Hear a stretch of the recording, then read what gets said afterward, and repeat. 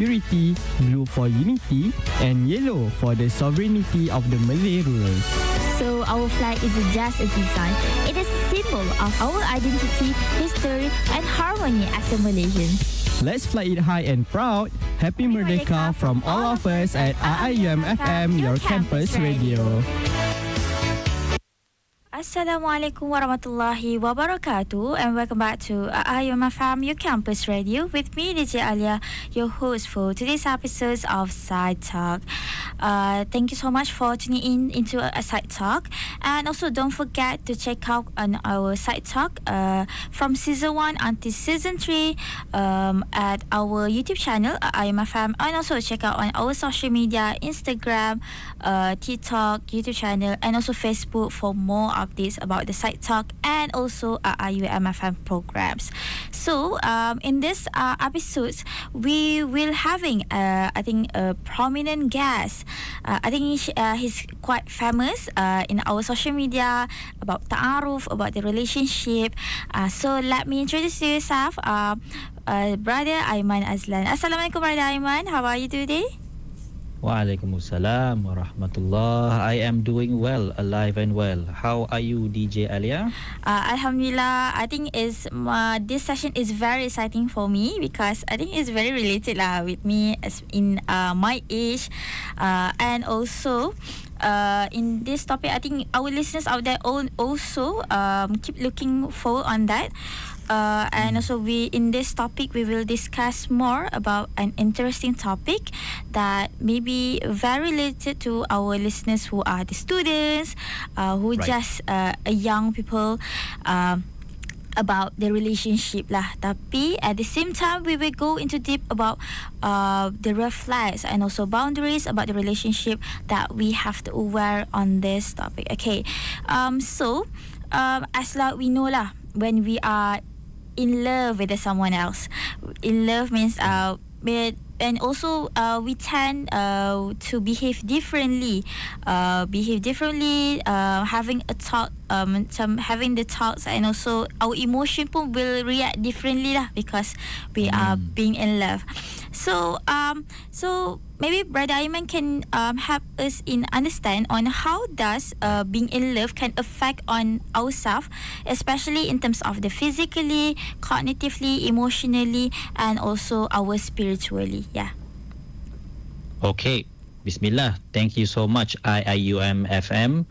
Not the first time I've been invited by IIUM, and certainly I hope not the last. So thank you so much. This topic has been a top 3 topics that I've been talking about with university students particularly, and I am honored to be able to talk about it because I know some people think, this topic again, but you cannot deny that students who are within this age range, and even in psychology they talk about it in Erik Erikson's theory, that during this age time, this age group, like you, DJ Aleeya, you are going to be thinking about and at some level struggling with the concept of intimacy. Intimacy doesn't mean, just the bedroom, no, na'uzubillah. But intimacy means that sense of wanting a partner, that sense of wanting love, to love and to be loved. So developmentally speaking, from a psychological point of view, Erik Erikson talks about it, and it seems like it is something normal, right?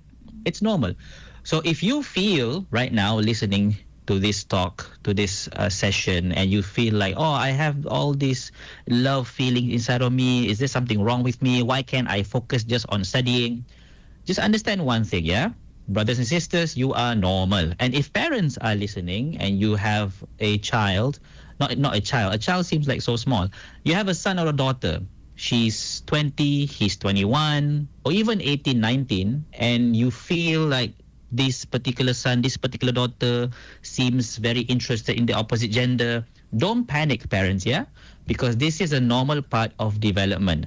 Be grateful instead that your son and your daughter actually have these feelings for the opposite gender, because what's the alternative? The alternative, there's only 2. Number 1, they don't have any feelings at all, which is not good. Or number 2, they have a feeling for the same gender, right? So it is a gift. It is ni'mah from Allah subhanahu wa ta'ala. It is a normal part of development that you have these feelings for the opposite gender. Now, the question, and this is going to the topic at hand, is not about the feelings itself, because we know feelings are normal, feelings are a gift, it is something to be grateful for, so don't panic. But the question becomes, what do you do with those feelings, right? Cognitively, physically, spiritually, emotionally, because love comes when you least expect it.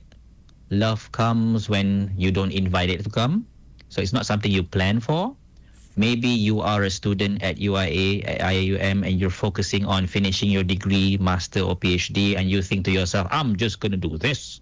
I'm just going to focus. And then one day, you walk around campus and you saw somebody and you think to yourself, that person seems nice. And then a feeling start to pops up. That is a normal part, and you just have to deal with it. Okay? So cognitively speaking, what happens? When you start to have this love feeling comes up, there's a dopamine hit, right? You feel good. Love feels good. Love actually feels good. Okay, you can't deny it. And evolutionarily speaking, it is something that causes us to be able to bond with each other and actually build families, right? So it is an important part of our existence, cognitively speaking. But of course, we're not just creatures of dopamine and serotonin and all these neurotransmitters. Of course, we have to think more of that.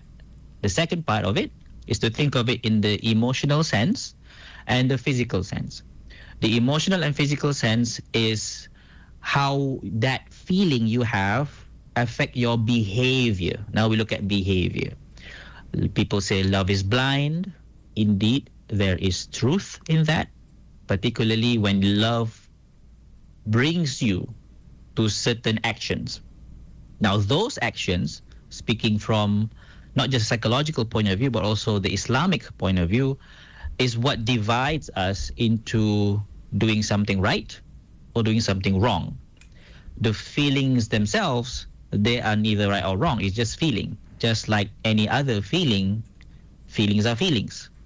Happiness, anger, sadness, fear. There's nothing wrong with them. There's nothing right with them too. It's just a neutral thing that we just happen to experience because we're human beings. What defines right or wrong is our action. What do we do with that feeling? So if physically and emotionally that feeling causes you to behave in a certain way, that if you are a Muslim, you behave in a certain way that contradicts the religion, then obviously that's wrong lah. Or you behave in a certain way that goes against the law, for example. You break the law because you're so in love. Okay? None of these things justify love. So you have to take into account, what is my behaviors like out of love? And you can't say, because I'm in love, that's why I do it. Love is not justification. Okay? What's right is right. What's wrong is wrong, regardless of your love feeling. Now, finally, on the spiritual aspect, the Prophet ﷺ mentioned in a hadith, there's nothing better for two people in love other than marriage. Okay? Other than marriage. And not just Islam saying this, in Christianity, they have the same idea. So basically, like, religiously speaking, marriage is a sacred bond. And it is something that not just lawfully we are married, we're also spiritually married. And for people who are in love, maybe you who are listening, you have feeling for somebody, understand that the best and the only thing that's the right thing to do with that feeling is to pursue marriage. So that's the effects of love, if you can think of it that way, in all these different aspects that you just mentioned.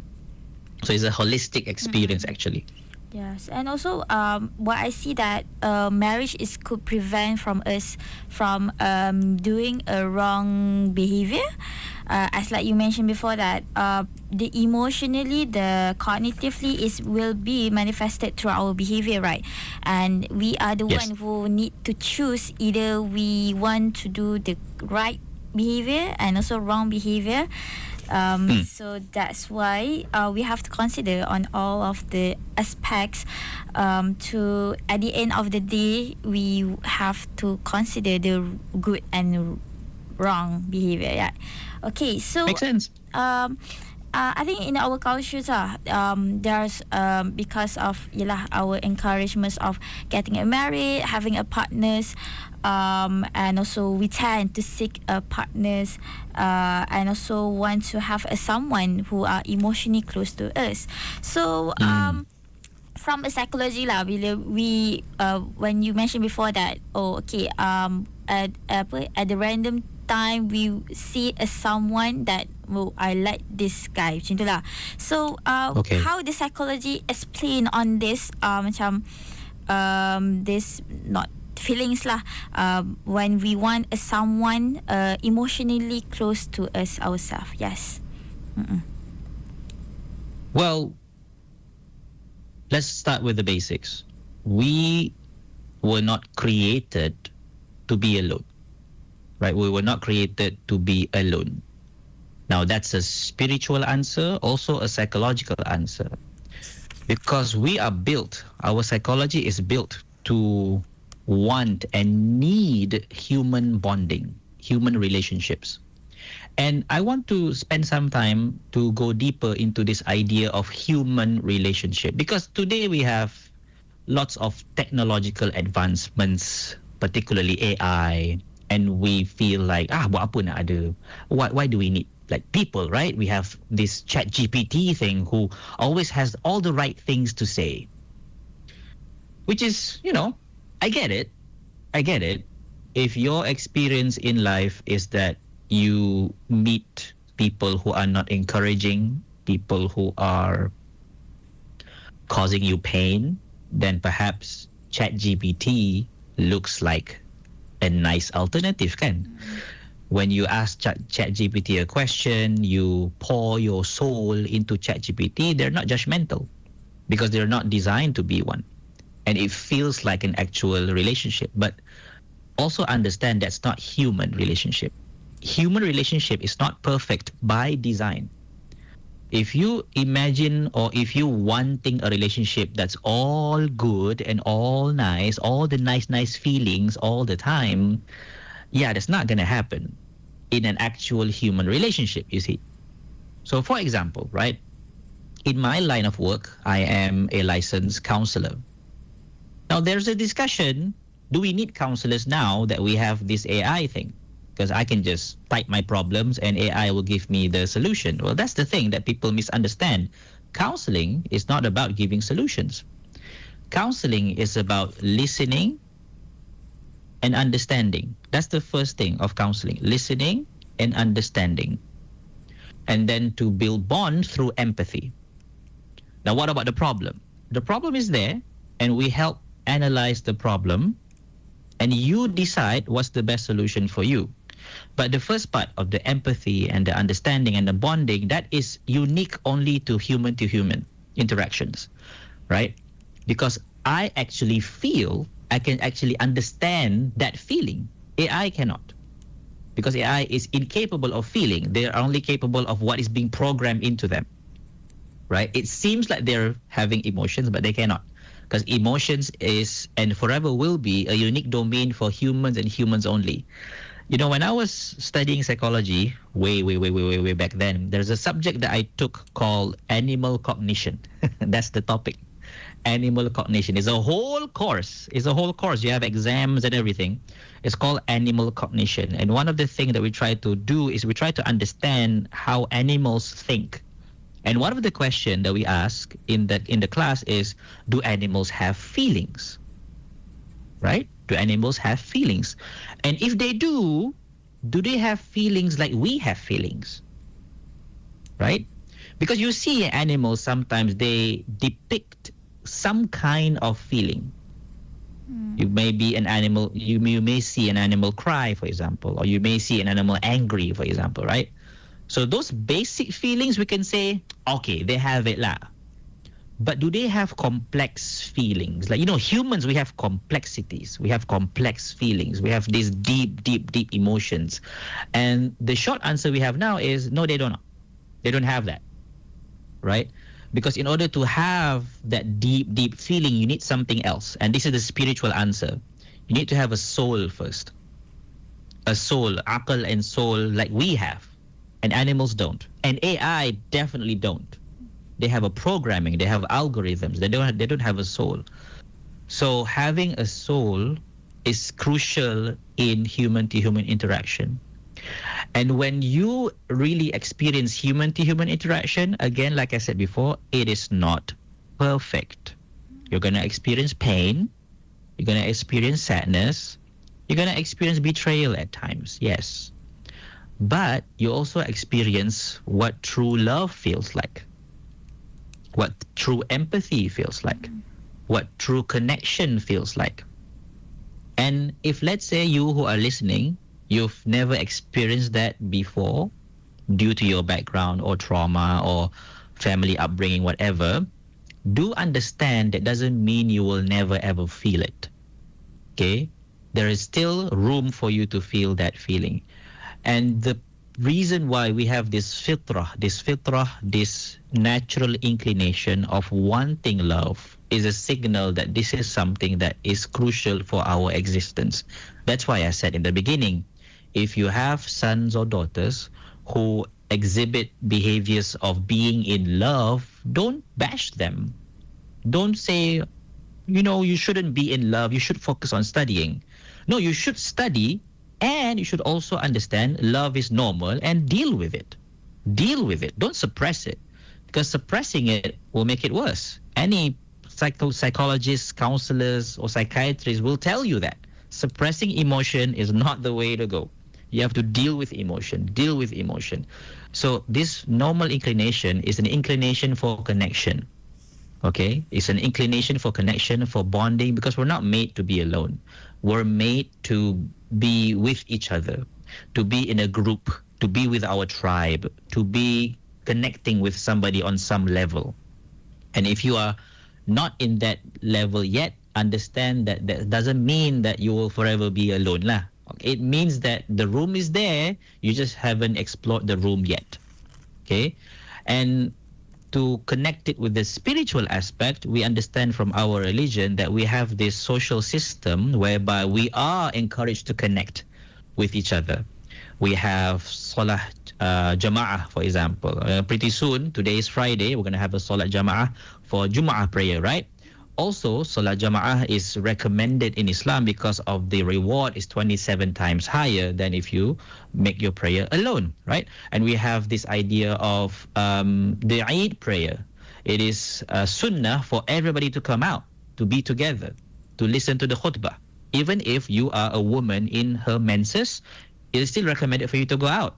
We have the rights of neighbors, right? On and on and on and on. You see, even in Islam, the way it's being designed, divinely designed, it is designed for us to connect with each other. So it is not a surprise that you feel love. It is not a surprise that you feel the need to love and be loved. It makes sense from the psychological point of view, just for the need of a human being. Also makes sense from a spiritual point of view. And for those psychology students who are listening, right, let me give you something for you. You can check out Abraham Maslow's hierarchy of needs. Okay, so Abraham Maslow's hierarchy of needs talks about the levels of need. They call it need, bukan want, need of a human being, that if you fulfill each level, and you will get to the top of the level, which is self-actualization. So the very bottom of the need hierarchy is the biological need lah, meaning you have the need for food, water, shelter, the basic needs. And then you go up. There's a level on there that's called love and belonging. There's a level there, which is like one of the 3 levels, I think, which is the base of the hierarchy. So understand, this is a basic need of humans, not something extra or a luxury. It's a basic need of humans to love and to be loved. So you can see that from a psychological point of view, also from an Islamic point of view. Hopefully nobody here thinks that I don't need love. So I hope that we have, settled that debate with that answer. Yeah, and also I think it's very important to understand lah that yes, love is kind of part of us as a fitrah, and also I very like when you explain to us about in the spiritual aspect on how the Islam is portrayed on the importance of the love and also being connected with other people is means since like yes, Islam is already like explained to us all the things including the psychological, biological and so on, especially we as part of the human, and also and also the love itself is a part of our fitrah. Alright, so we will continue on our discussions after we listen to the song by Fatih Salim, Kembalilah. So always tune into Aiman Azlan, your campus radio.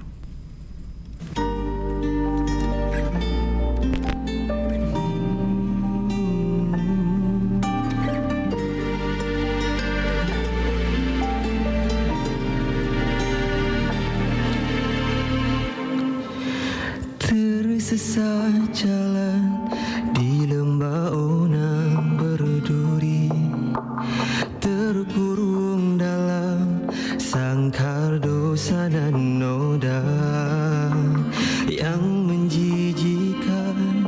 Liku yang berdarah ini dihambat resah sendirian.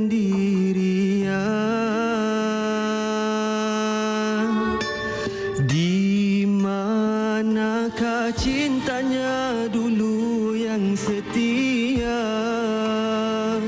pada penciptanya yang pernah kau damba? Harus bagaimana terjadinya nanti? Adakah bahagia atau kau terus terhina? Hancur binasa, jiwa melara, hati tersiksa bila cinta pada dunia yang bergelora. Apa akhirnya nanti? Hati gelap binasa, jiwa merana dan terus terleka. Kembalilah pada Tuhanmu yang menciptakan. Dia kasih dan sayang kepada hambanya. Mintalah kepadanya rahmat dan cintanya. Syurga menjadi destinasi abadi.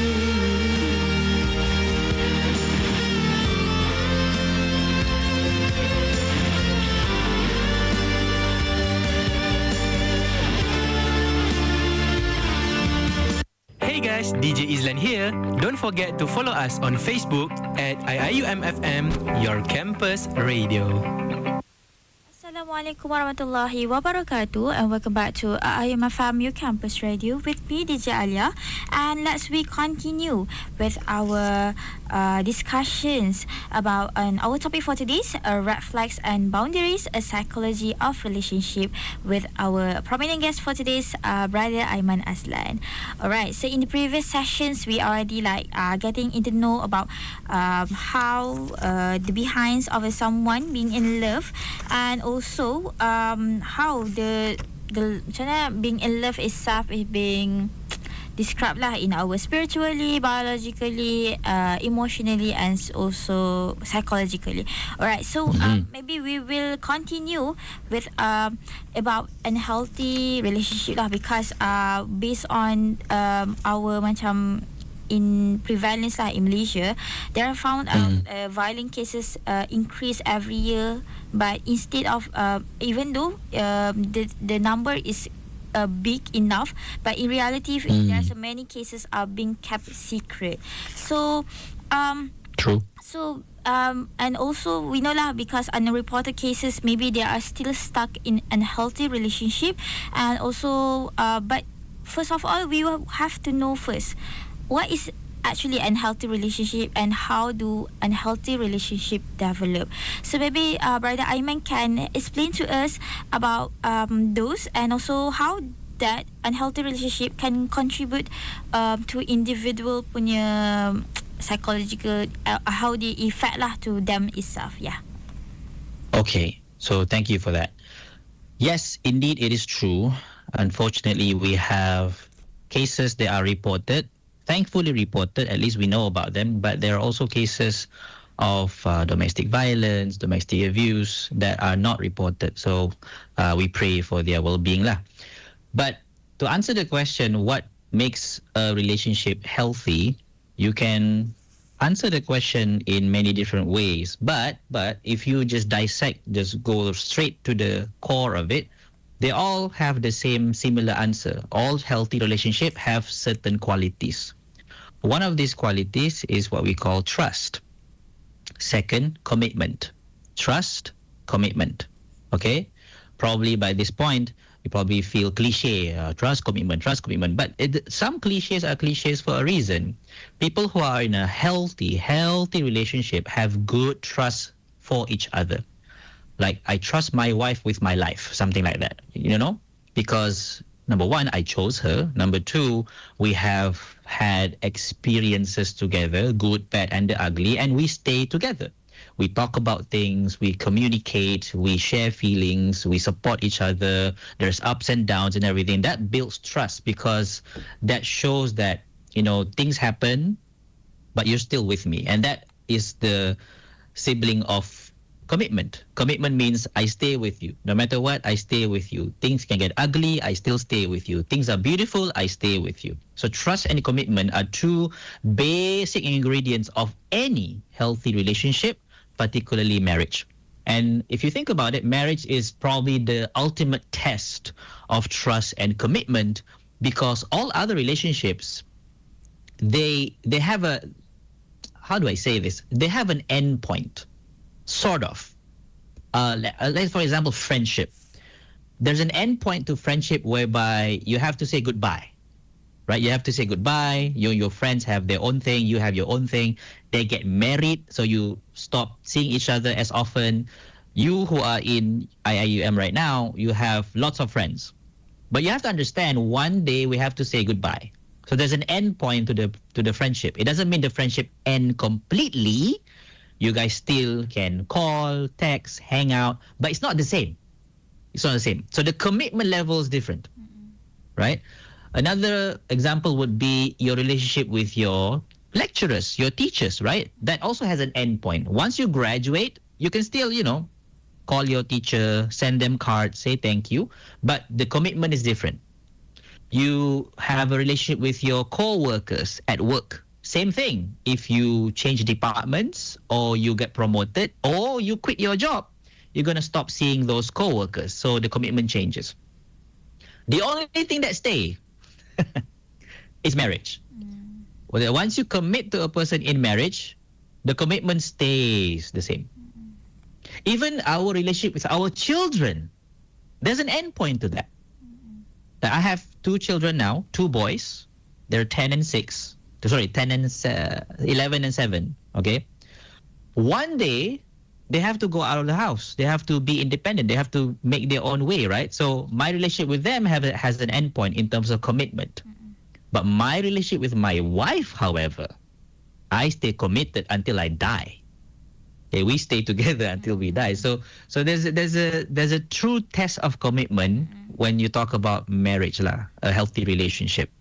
So trust and commitment. I can go further, all right? So there's a researcher by the name of Dr. John Gottman. So he and his wife studied marriages and relationships for, I think, close to 4 decades now, 40 years, give or take lah. And they have figured out of all the people they have studied, thousands and thousands and thousands of people they have studied, they have looked into it and found 7 things. And they call it 7 principles of making a marriage work. Any marriage, any culture, doesn't matter. You are Eastern, Western, even if you are up there in the Arctic. If you have these 7 principles, you can make your marriage work. So principle number 1 would be, if you really understand your partner through this term that they call a love map. So if you have a map and you go into a new place, a new territory, so the map doesn't exist yet. Do you follow? It's a new territory. It's a new place. So no map yet. So you have to build the map yourself. Okay. So when you get married or when you start knowing a person, that is a new territory. You don't know. You don't have the map yet. So you have to build the map. So this is what they call love map. Build the map of your partner so that you understand how to navigate your partner emotionally, spiritually, intellectually. And the thing about maps is they change. Even if you go on Google Map, you compare Google Map 10 years ago to today, you see Google Map changes because things change all the time. One day, there's no building there. 3 years later, there's a building there. So also you have to understand love map changes and you have to keep it updated. So that's the first principle, yeah? So healthy marriages, they pay attention, they build the love map, and they keep it updated. And this is where a lot of married couples even, they drop the ball. They don't update their love map. They think, oh, I know what my wife likes 20 years ago. And then they imagine, oh, my wife still likes it today. No, she may change, right? So you have to update your love map. That's the first principle. The second principle is when you share fondness and admiration towards each other. You know, these things happen organically and often. So when you share admiration, you say things like, you look beautiful today. Thank you for doing that. Or I was in trouble just now. You helped me. I really appreciate it. Thank you for bringing home some money for our family so that we can buy rice today. I really like it when you do that. So this sharing of fondness and admiration happens often. Not just in the beginning of marriage during the honeymoon. 30 years, 40 years into the marriage, you have to still share your fondness and admiration towards your partner. The mistake that people do is in thinking that I already have you, so why should I try hard? You get what I'm saying? I'm already married to you, so why should I try hard? Why should I give you all this, like, you know, admiration stuff, right? We're already married. And I've seen this firsthand. You know, there was this, let's call him Pak Cik A. So I went to his retirement ceremony. So he's retired. So he's like in his 60s at that point. So it was a retirement ceremony that he invited people to join. I joined. And his wife wore very nicely for him. Right, very beautiful, very nicely for him, and there was this one gimmick lah. So the wife has to give him like a present, a retirement present. So during this gimmick, his wife, you know, looks very nice, very very beautiful, wanting to basically for the husband lah. And then people say, you know, MashaAllah, your wife, she's beautiful, and then the husband said. I give the Malay first, right? Because I remember he said it in Malay. Like, dah 30 tahun lebih dah kahwin. Cantik apanya, biasa je lah tu. That's what he said. Basically lah, I paraphrase a bit. We've been married for 30-something years. I mean, yeah, this is just, dah terbiasa. It's normal. It's normal. I'm like shocked. And my heart sank for the lady. Because my brother, my pakcik, your wife is there for you. This is an opportunity for you to share your fondness. But then you gave that comment and it really hurts. It hurts me and I'm not even the one getting the comment. So relationship that lasts long, not just long, lasts long and contented. Because many marriages can last a long time, but they're not really contented. You know what I'm saying?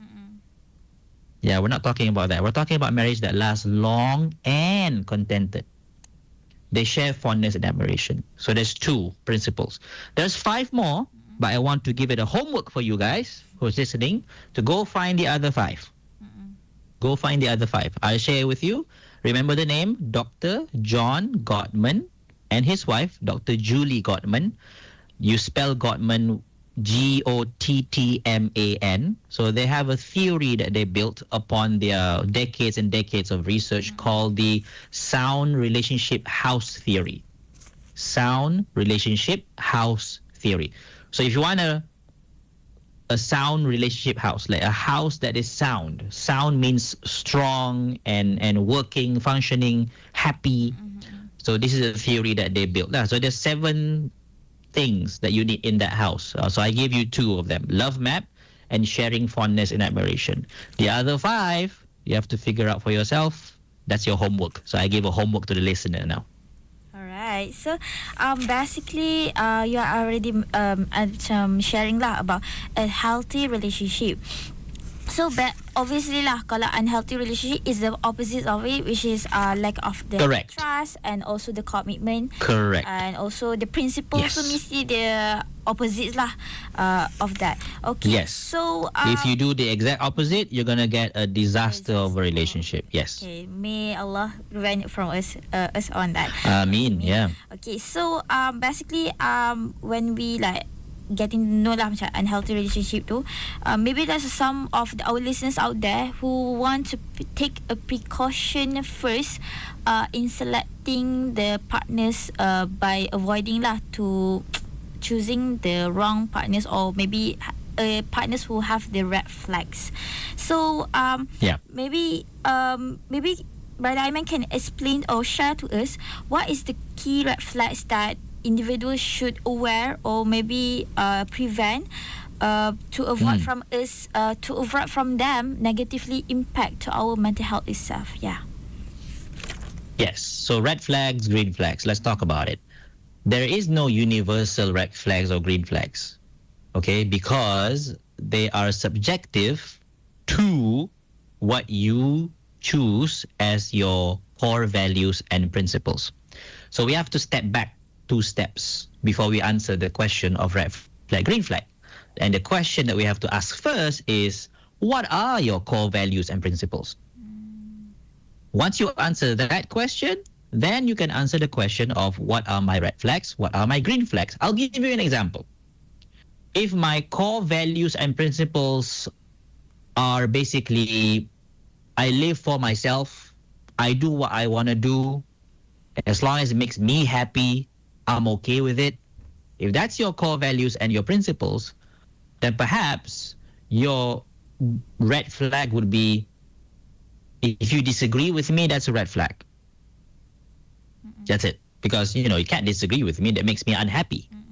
My principles is I want to be happy. You see how things can go awry just because of how you set your core principles and core values. Okay? Another thing. Core values, core principles. I follow whatever people say. If people say this, all right, cool, I follow you lah. So you basically are a follower. You don't think for yourself, you don't decide for yourself, you rasa macam, okay, my father knows best, so apa dia cakap, I on je lah. Whatever he said, okay. Whatever he said, okay. You don't have the extra step of even considering that maybe this is not the right thing to do. Even if that's coming from your father. Right? Because fathers and mothers, they are humans like us too. They're not perfect. So, your green flag, your red flag would be, okay, the red flag would be, if parents say no, we end it. Now, in normal circumstance, many people would say, parents say no, dah lah, we don't continue any further. But there are situations where the parents are not reasonable in saying no. I'll give you a simple example. Why do parents say no? Because the guy you want to marry, he lives so far away lah. He lives so far away. Then when you want to come home, for Eid, it's going to be far away lah. So don't marry that guy lah. Don't marry that guy. That's the reason for rejecting someone? Really, that's enough reason to reject someone. So something to think about, right? But let's say your core values and principles, to cut it short lah, is Quran and Sunnah. Okay, that's my core values. That's my core principles. Whatever Allah says is right, it's right. Whatever Allah says is wrong, it's wrong. No negotiation, right or wrong. And if there's like a gray area in between, I will follow the Islamic principles to make my decision. Okay, cool. Now, your red flag would be different then. Your red flag would be if you violate some clear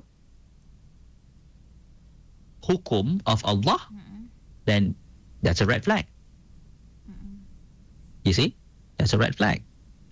Even if I love you so much, even if like, oh, I'm like head over heels for you, but you don't pray, man. So I cannot choose you. Even though my feelings, I already like fall for you. Sayang you sangat. But because you don't pray, you don't take care of that relationship with Allah, I cannot choose you. You're not my partner. So that will be a goodbye lah. That is if you pick your core values as Quran and Sunnah. But if you pick your core values as, like I said in the beginning, whatever makes me happy, I'm going to do it, then you may end up marrying the guy even if the guy is not praying. Because you love him so much, right? So your red flag changes. And I deal with this a lot because apart from being a counselor, a marriage counselor, I'm also a Taaruf coach, which means I help young people figure themselves out and eventually get married lah. And in the process of doing so, I met people, young ladies, young men, who are struggling with this very thing of determining what are their core values. And I'm not saying having the right answer. If I ask a regular Muslim, they're going to say, Quran and Sunnah, definitely. Quran and Sunnah, definitely. But that's not enough. You have to show it through your actions, behaviors, and lifestyle. That's when you start to realize, I actually put Quran and Sunnah first. It's not just a lip service thing that I do.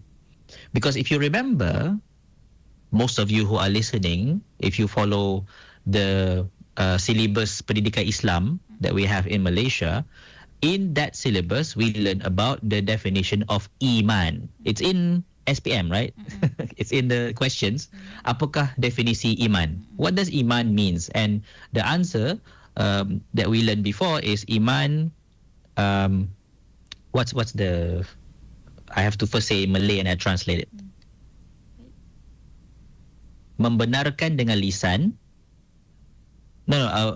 Sebut dengan lisan, benarkan dalam hati, dan keluarkan dengan action.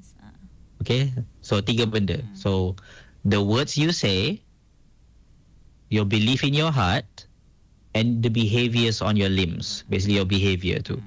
If all 3 things are in unity towards Allah, then you have iman. So let's say I have iman, but I don't pray. Right? So your iman is incomplete lah. You don't have the action to prove that you have iman. Let's say that I do the action, I say the right things, but I don't believe it in my heart. Again, your iman is incomplete. You see? So why am I telling you this? The reason why I'm telling you this is because this is what will later translate into you having to build a good, sound, healthy Muslim marriage. You see? So that's the whole idea. I know my answer is quite wide, right? Because I want to give a question a perspective that's varied. So that's what I'm trying to do lah in our short time. So I hope the answer translates and it arrives to the listeners properly lah. Okay. What do you think? Is it clear? Do you have your own questions about it, or I'll become the DJ pula? Do you have your own question about it? So basically, I think it's very interesting of the answer of you gave just right now, because you emphasize on our core values and also principles. Because True. I think this is the things yang people macam lupa lah ataupun terlepas pandang on, and True. and that's why when we are terlepas pandang, we usually set out on our value on Yeah. our macam ideal instead of Good. And then that's when they become confused about red flags. yes. Right? So people who are confused about red flags is because their core values are not clear. Like people ask, red flag ke kalau dia minta saya punya gambar tak bertudung? Well, if you have your core values clear, There's a no. you don't even have to ask that question. Yes. Right? That's a definite red flag. Even though like he's a sweet talker and he says, oh, it's all right, babe, we're gonna get married. It's okay. I just want to check you out, because I'm gonna be your husband one day, right? So it's not wrong. Even though he's a sweet talker, you have a core values, core principles that are super, super solid. You can say to his face, no. It's a clear red flag. But when your core values is unclear, somebody can sweet talk you into being confused about your red flags. So confusion happens when things are not clear. And in this particular case, if you want to know the red flags, you want to be clear about what are the red flags, then you have to first be clear about your core values and core principles. So if your core values and core principles are indeed Quran and Sunnah, then whatever that goes against it will be a red flag. No doubt. Even if you say to me, but Encik Aiman, if I follow the Islamic way, then who's going to marry me? It's too strict, it's too whatever. Then so be it. Okay. Then so be it. I think that's why it's important to set up on our core values and core principles in determining on the reflect itself. Basically, we are the one lah who determines on that. Okay, so I think we take a quick break first, and maybe we will continue on our last discussions after we listen to the song by Aswad. So this is Aiman Azlan, your campus radio. Assalamualaikum. Perkenalkan nama Ambo, Elsa, dari Dinia Putri Padang Panjang, Indonesia. Kiniko, Dun Sanak sedang mendengarkan AIUM FM, Radio Kampus Sito.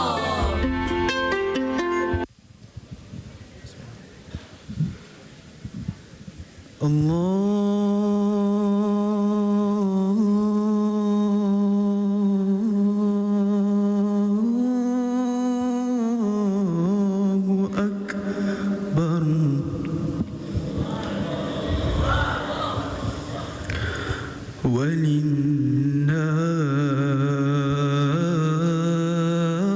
Walillahil hamd.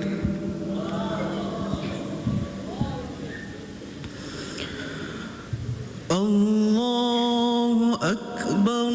Bismillahirrahmanirrahim. Tubna ya Allah wa rajana ya Allah wa nadimna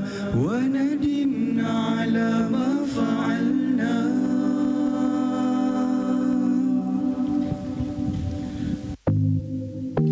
Hello, this is Afiq dan Nabil Anwar, the guest for the first episode of PsychTalk Season 3. Don't forget to listen to the PsychTalk every Friday 10 till 11 a.m. only in IIUM FM, your campus.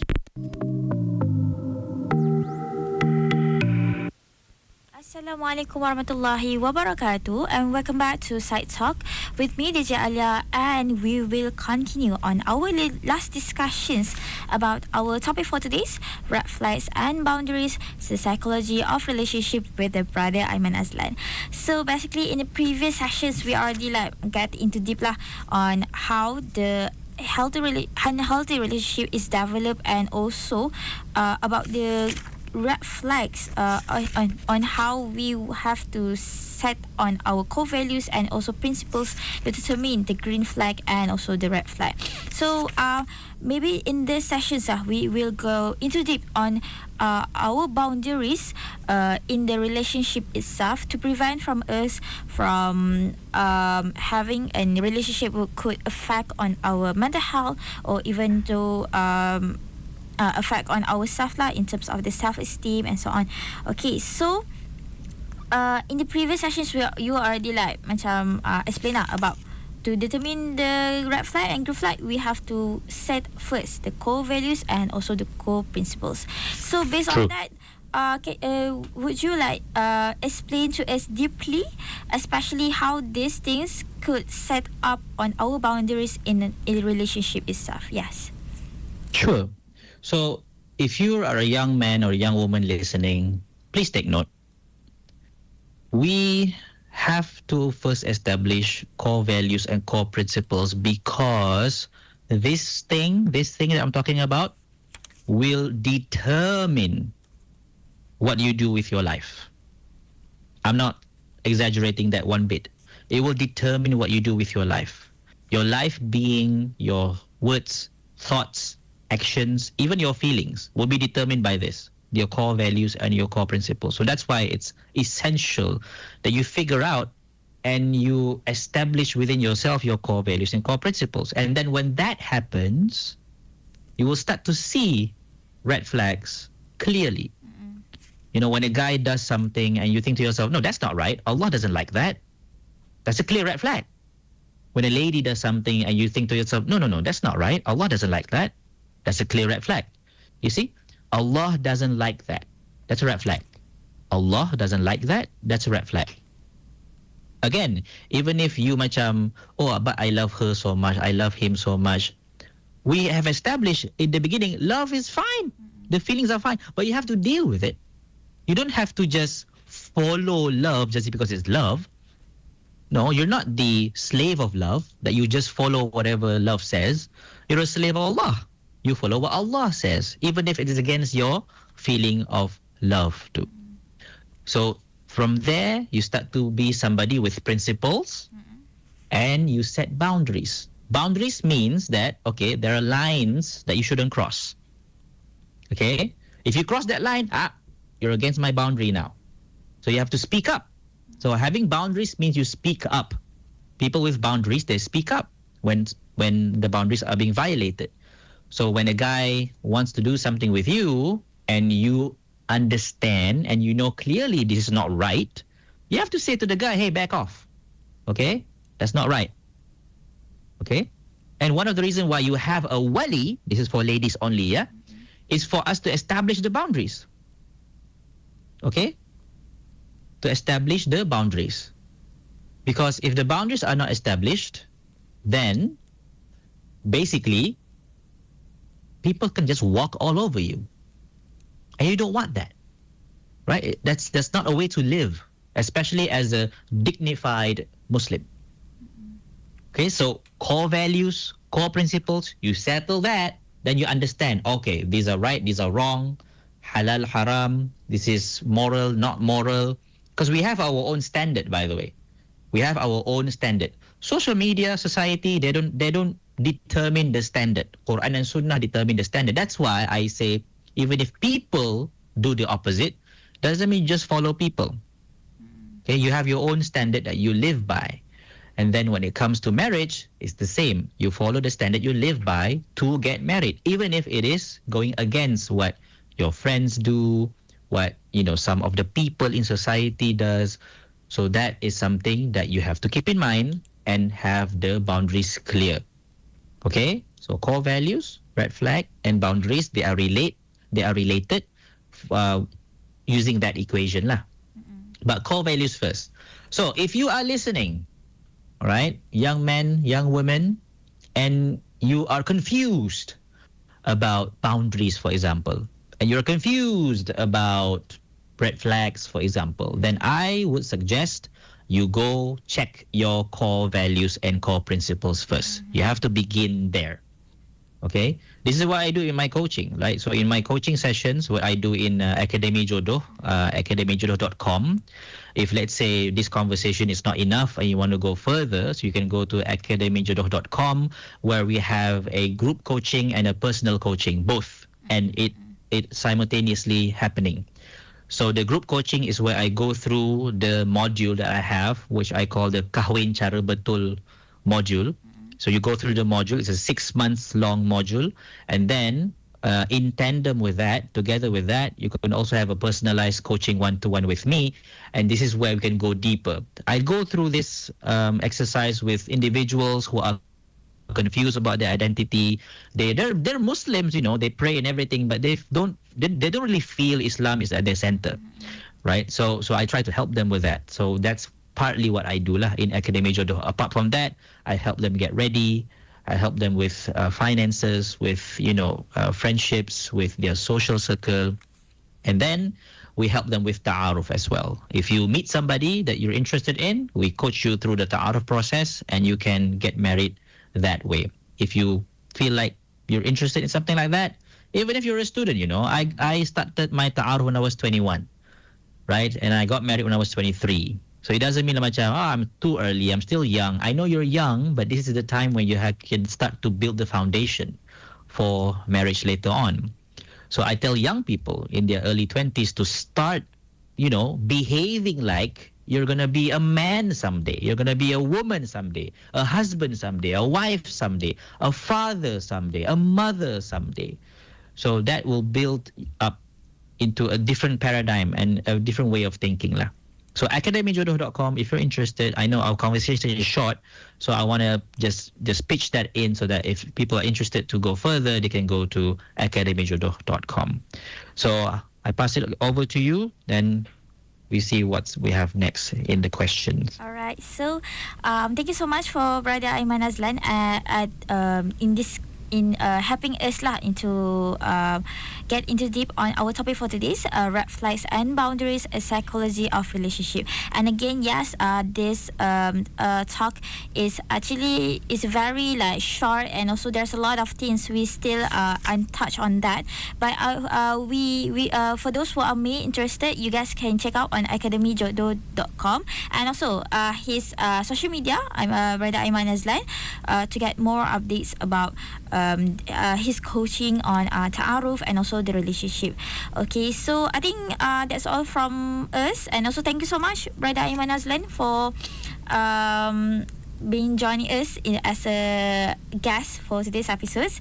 And again, for those our listeners out there who want to ask more, you can check out on Brother Aiman Azlan's social media. Okay, so that's all from me. My pleasure. Thank you so much. All right. Okay, so thank you so much for tuning into PsychTalk.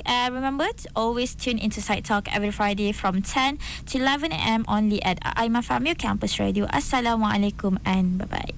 Hello everyone, we are from Umalai Radio. Bye. Renta informasi terkini. Don't forget to tune into IUM.FM, Your campus radio. Assalamualaikum. This is Professor Sor of the Mindanao State University.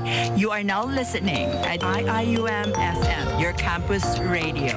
Nakikinig kayo ngayon sa ating IIUM FM, your campus radio.